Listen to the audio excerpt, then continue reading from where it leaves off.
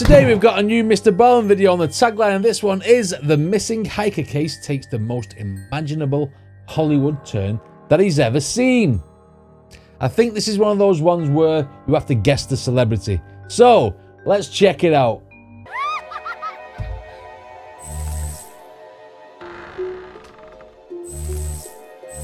Right, what might be scary is what he does to the light button. Let's check it out.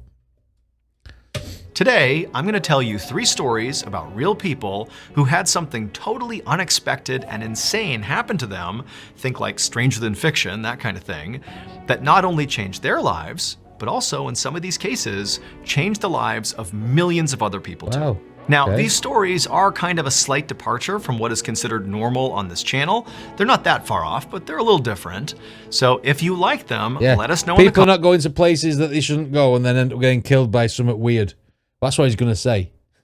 comments, and we will do more of them. But before we get into those stories, if you're a fan of the strange, dark, and mysterious delivered in story format, then you've come to the right place, because that's all we do, and we upload once a week. So if that's of interest to you, please put glitter in the like button's car vents, so when they turn on their AC, it gets blown all over the inside of their car. Also, please subscribe to our channel and turn on all notifications so you don't miss any of our weekly uploads. Okay, let's get into today's stories. Need a ride, kid? On the afternoon of July 9th, 2001, a 13-year-old boy named Cody Clausen carried a bag of camping supplies through the woods near Yellowstone National Park in Wyoming. Okay. Cody had come to the woods for a camping trip with his dad and his Boy Scout troop. But about 30 minutes earlier, he had broken off from the main group, they were over at camp, and he had hiked a couple of miles to his dad's truck to pick up some extra camping supplies. And now that he had those supplies, he had turned around and begun hiking back towards the rest of the group. Right. As Cody hiked along, he kind of let his mind wander. He was thinking about what story he was going to tell that night around the campfire to impress the other Boy Scouts. But as he was thinking about it and kind of walking along, he started to realize that things didn't look familiar. And at some point, he started to wonder, like, why haven't I actually reached the campsite yet? It's the Blair Witch Project. This is what's going to happen. You end up walking around in a big circle and not be able to find his camp. And at that point, he stopped. He didn't panic, and he just kind of looked around and realized that he actually had left the path. He was not even in an area that he had seen before. And so being a Boy Scout, he kind of stayed calm, and he just turned around and decided he would retrace his steps back to his dad's truck and start again. He would obviously be very late back to camp, but at least he'd come back in one piece. But as he retraced his steps, he really didn't know where he had come from, because again, he had sort of left the trail because his mind was wandering. Oh, and so dear. before long, Cody realized he was totally lost, and he started to panic. Hours passed by as Cody frantically walked around the woods, calling out for help, but not hearing anybody calling back to him. And then as the sun began to set, he also noticed that storm clouds were rolling in. Is Yellowstone, is that a really, really, really big, like, national park type thing with lots of trees? Is it, like, easy to get lost in there? Is that what this is? And so this situation was becoming dire very quickly. But he told himself, Yes, don't okay. worry, my father and the Boy Scout troop, they clearly know by this point that I'm missing and they must be out looking for me. But Cody knew there was no telling how long it would take for them to find him. I mean, it could be hours or it could be days. Or, the thought was totally terrifying, but they might not find him at all. But at this point, Cody was able to calm himself down and tell himself, like, hey, you're a Boy Scout. You can do this. You can at least stay out here, make a shelter, build a fire, and kind of just wait while someone comes to find you. That's all you can do at this point. Right. And so he had his bag of supplies with him, and so he took it off and he dumped the contents out, and quickly he realized the contents of this bag were not going to help him. Certainly not going to help him build a fire or shelter. But worse than that was there also wasn't any food, and he barely had any water. So effectively, he had nothing. And then, of course, to make matters We'll have some even water worse, in a bit. the sky suddenly let loose, and Cody was caught in a major thunderstorm. And so Cody rounded up whatever he could, threw it in his bag, and just started running in the dark through the trees as hail is pelting him and it's thunder and lightning, and he's got no idea what he's gonna do. And then suddenly lightning flashes across the sky, and for a second the forest is illuminated, and right up ahead of him is this cave. And so Cody runs into the cave. Oh, it's a cave story. We don't like these, they're claustrophobic. And he takes shelter inside of it. It's pouring rain outside. It's so loud, it's so chaotic, and he's terrified. but now it's like his body just shuts down. He's so overwhelmed, he's so scared as he's laying there like wondering, am I gonna die out here? That he just closes his eyes and passes out just from sheer exhaustion. The next morning, Cody woke up still sheltering inside of this cave. And the first thing he noticed is when he looked out into the woods was the storm had stopped, the rain had let up. And then the second thing he noticed was he heard the distinct sound of a helicopter flying somewhere nearby. Cody instantly ran out of the cave and looked up into the sky, and sure enough, there was this small helicopter flying around roughly in his area. And so using some of his Boy Scout training, he pulled off his belt and he used the metal buckle of his belt to reflect the sunlight back up at the pilot to get the pilot's attention. And it worked. He got the pilot clearly to notice him, and before long, he noticed the pilot hovering down lower and lower right over the tree line, looking for a place to land. And so Cody is so overjoyed, he's about to be saved. He grabs his stuff and just charges over roughly to the area where the pilot's trying to land, and by the time he gets in that vicinity, he sees the pilot actually touching down in a clearing. Cody can't believe it. It's only been one day and he's been found. And so Cody runs over to the helicopter, throws the door open, gets inside, and the pilot just turns around and says, "Good morning." And Cody, at first, doesn't really register what's happening here. He's only just completely relieved that he is going to survive. But then he kind of stops and looks at the pilot, and he can't believe who it is that's just rescued him. I'm going to say Tom Cruise. Because that guy can fly anything. He can jump out of planes. He's got about 20 million different licenses. My guess for this first one will be Tom Cruise. It would turn out the night before, when Cody did not return to the camp, his father and the Boy Scout troop did contact authorities, and before long, a local search party was organized. And one of those people who volunteered to be a part of the search was an amateur pilot who lived in the area. That helicopter pilot was the one who found Cody 10 miles away from his Boy Scout troop's camp. When that pilot reunited Cody with his father, Cody's father naturally assumed that, given the trauma of the last 24 hours, that Cody would not want to rejoin the Boy Scout troop and continue this camping trip, that he would want to go home. But instead, Cody said, no, I want to go back to the Boy Scout troop. I want to sit there and tell them what happened to me, because now I have a campfire story that they are not going to believe. Cody had trekked 10 miles through the wilderness all alone, spent the night with bears out in a cave somewhere in the middle of a storm, and then ultimately got rescued by this amateur helicopter pilot who happened to be, at the time, one of the most famous people in the world. What? The amateur pilot was the actor who had played Han Solo in Star Wars. He was Indiana Jones and had starred in several other major blockbuster movies. It was none other than Harrison Ford. Shift into light speed, Chewie.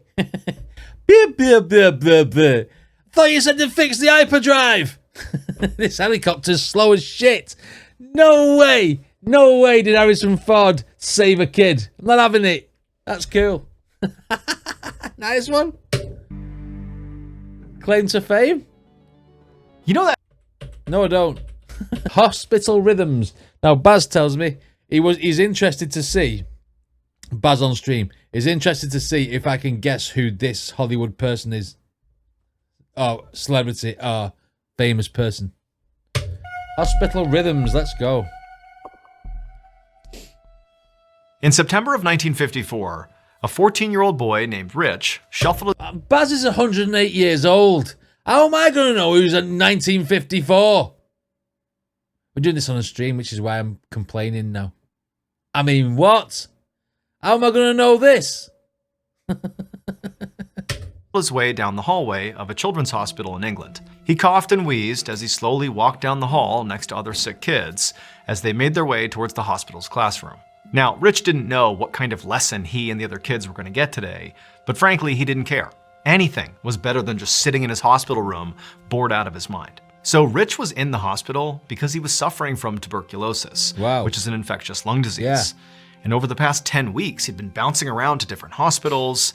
And in fact, his condition was still so bad that this hospital had informed his parents that Rich might need to stay in the hospital for another 2 years. And as awful as this sounded to Rich, this actually was not the first time something like this had happened to him. When he was 6 years old, his appendix burst.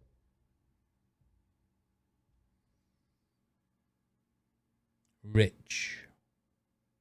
Trying to see who he looks like. And then he contracted an infection that left him in a coma for several weeks. And then when he came out of the coma, he had to recover in a hospital for nearly a year. And all this time in hospitals had really impacted Rich's life, in particular in terms of how far behind he had fallen in school. And because his family was not a well-off family, they couldn't afford to hire a tutor to kind of keep Rich up to speed. And so basically at this point, Rich's education consisted of, whatever random classes these hospitals he was staying in sporadically had. Whenever they hired a teacher to come in and teach basket weaving or, shop class, whatever was available, that was his education. So that day, when Rich walked into the hospital classroom, he did not have high expectations about what he would be taught that day. He figured it was just going to be some random class that he would sit through that at least was keeping him out of his hospital bedroom. But the instant he saw the teacher for the day and saw what was surrounding the teacher, he was really excited. Because all around the teacher were musical instruments. And Rich, as a kid, had always dreamed of playing the drum. He had seen one day in a Windows shop a drum set and he had wanted it so badly, but his family didn't have the money to pay for it, so he had never had a chance to do it. But now it seemed like Rich was finally going to get his chance. Okay. And so when the teacher began handing out the instruments to the kids, Rich demanded that he get the drum set. He would not play anything else. And the teacher was like, okay. And so he was given the drum. And then that day, the teacher led the class, through a couple of basic songs, and Rich played the drum, and he and everybody else were objectively terrible, like the music was awful. But by the end of the class, Rich was totally revitalized here. I mean, he hadn't discovered some special new talent for playing the drums, but he had discovered that he had this amazing passion for playing the drum. It was like all he wanted to do now. Okay. And he figured that because he was going to be stuck in the hospital for the foreseeable future, he would just spend all of his time on practicing playing the drum. So the following day, Rich went into a closet in the hospital and he found these long sticks that were normally used for knitting, and they became his drumsticks. And for the next year and a half, Rich basically banged these makeshift drumsticks on anything he could to practice. And then also every few weeks, when the music teacher came back to the hospital, Rich would go to those classes and he would try to learn as much as he possibly could from the teacher. And that was basically his whole life, was those classes and banging on everything he could. Right. Finally, in 1955, when Rich was 16 years old,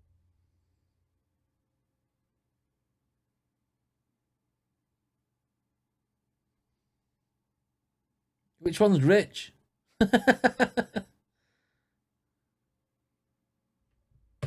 he was released from the hospital. He was finally cured from tuberculosis. However, despite having his health back, it isn't like his life suddenly got a whole lot easier. It isn't like, he left the hospital and, magically became this amazing drummer and that was his life. Instead, his family was really struggling financially, and so Rich couldn't go back to school. He basically had to get a job in a factory and work full-time just to help support his family. And for Rich, he felt like that was the right thing to do. He didn't resent his family. This is what his life was. And what he did is he found joy, while he was working in grabbing makeshift drumsticks and just banging on stuff any chance he could. And he figured that that would be his life. He would just work and, find joy in drumming whenever he could. But Rich's outlook on life changed dramatically on Christmas of 1956, so a year after he'd left the hospital. Because on that Christmas, Rich's stepfather had secretly saved up all this extra money by working all these extra shifts and doing whatever he could to finally buy Rich his own drum set. To this point, Rich had not been able to have his own drum set. And then instantly regretted it because his house sounded like war drums all the time. But you've got to have thick walls or a very, very soundproof garage to have a drummer in your house. Can you imagine? Drum set. Everything was makeshift. And so that Christmas, he gets this drum kit, and Rich is like, this is the best gift I've ever been given. And he began practicing even more. And pretty quickly, he began playing with local bands every time he had time off. And before long, he became known as like a guy in town who was like one of the best drummers. And then shortly after that, right as Rich is kind of hitting his stride, being this kind of local celebrity, this local, very popular band fired their drummer, and so it made perfect sense that they approached Rich and said, hey, will you join our band? And Rich said, let's do it. By this point, Rich had become known by his stage name. Says there, Ringo Starr. Mr. Ballen's not told us yet. Hurry up, Thomas. He's the voice of Thomas the Tank Engine as well. Right, okay. Ringo Starr. And No that way. band that recruited him The Beatles. was the Beatles. No way. God, from going from rags to riches, you know what I mean? Wow, okay. Mr. Ballen told us who it was before I could guess. Ringo Starr, eh? Nearly died from tuberculosis. Crazy. From the fire. Hi, Laurie. Around 11 a.m. on Sunday, October 20th, 1991, a 31-year-old man named Will woke up next to his wife in their home in Oakland, California. And the first thing Will noticed as soon as he was awake was the smell of smoke. Will got out of his bed and went to the window, and when he looked out, he could see there was this big plume of smoke coming from what looked like right outside of his neighborhood. And since he lived in California, where wildfires were unfortunately a common reality, he thought that's got to be a wildfire. So Will called 911 to report it, but the dispatcher told him that yes, that is a wildfire. It's on a mountainside, about 600 feet away from Will's house in his neighborhood. But they said the fire department was already all over it, and the smoke he was seeing was simply the leftover, after the fire had been put out. So no real threat here. And so after hearing this, Will's mind was put at ease. He thanked the dispatcher and hung up, and then he went about his normal morning routine. And as he brushed his teeth and took a shower, his mind began to wander towards work. So Will was a software developer, and he was in the middle of working on this. Bill Gates. His name's Will. He's a software developer. Is this going to be Bill Gates? Video game about ants, like the insects, and how they go about building their homes. And Will was really excited about this game.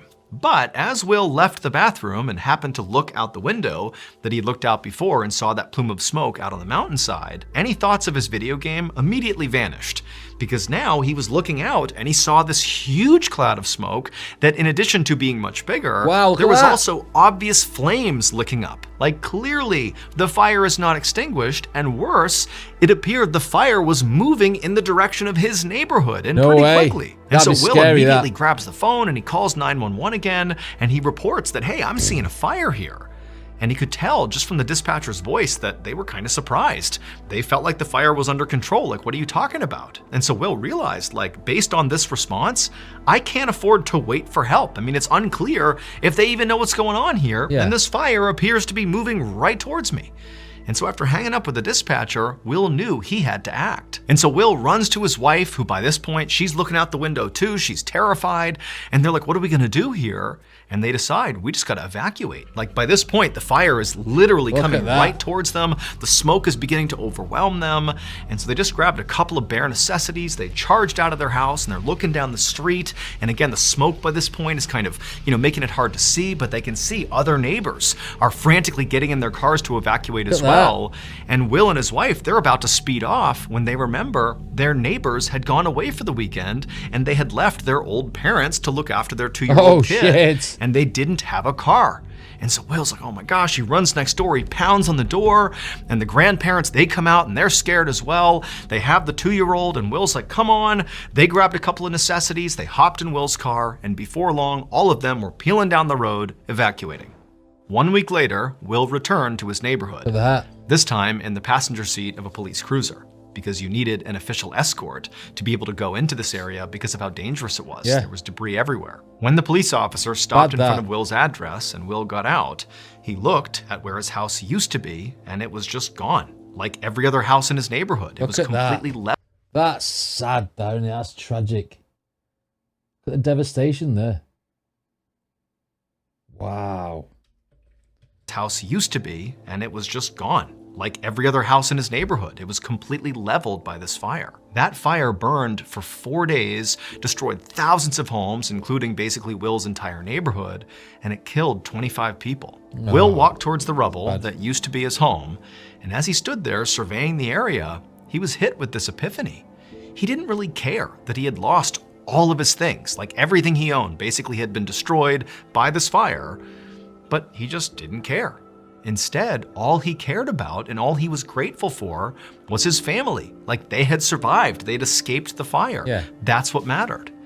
And so as he's standing there, sort of a little bit numb to what's happened here, he looked down and he saw ants.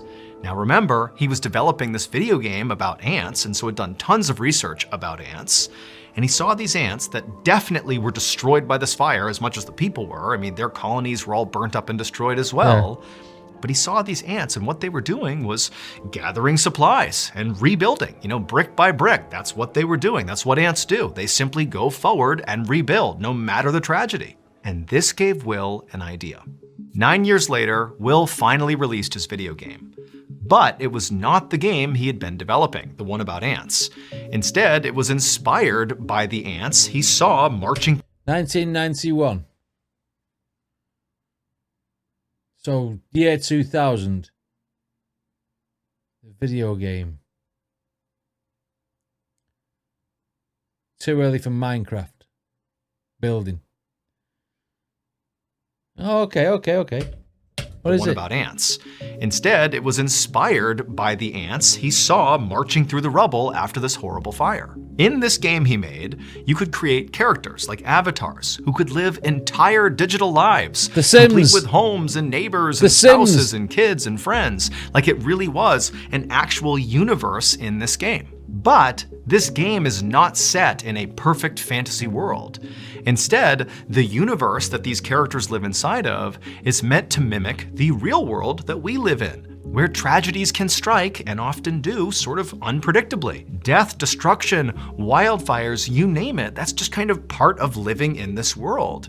And so in this game, characters periodically would just have horrible things happen to them, and they would have to rebuild, just like the ants had to rebuild.